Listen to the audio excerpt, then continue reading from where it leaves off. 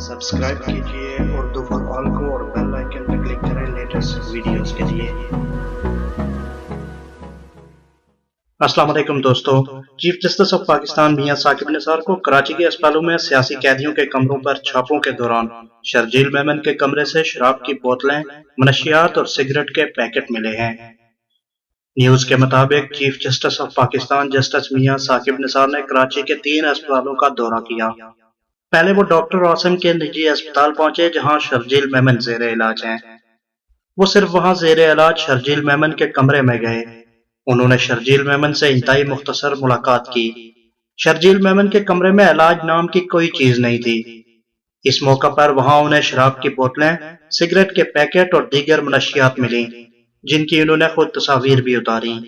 निजी अस्पताल के बाद चीफ जस्टिस ने जिना अस्पताल और NICVD में भी छापे मारे जहां अनवर मजीद और हुसैन लवाई जेर इलाज हैं। चीफ जस्टिस ने अनवर मजीद के कमरे में मुख्तलिफ अशिया का जायजा लिया और कुछ रिकॉर्ड भी तहवील में ले लिया।